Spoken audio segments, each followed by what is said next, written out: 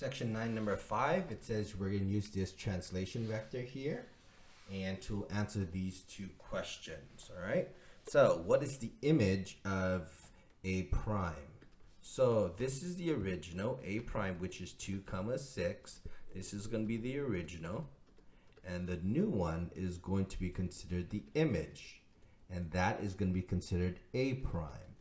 It's going to undergo this vector of negative 8 and 4. That means this 2 is going to be applied with a negative 8. And at 6, we're going to add that 4. Okay, that is what's happening. Okay? Then as a result, 2 minus 8, it is the value of negative 6. 6 plus 4, it is 10. All right? This is your final answer.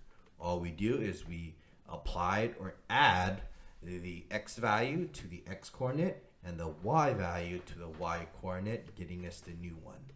Okay? All right. Next, this time, it gives us c prime, negative 3 comma negative 10, and we want to go backwards, okay, to get the original c.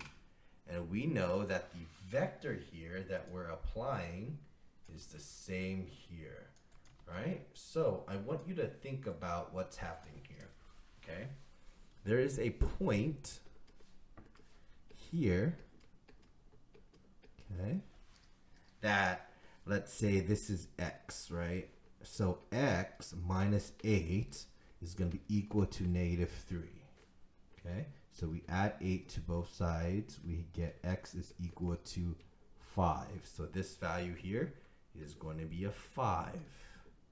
Then we have a y here, and we know that that y, when we add that 4, which is our vector, it's going to result in a negative 10. So let's subtract 4 to both sides, gives us y equal to negative 14.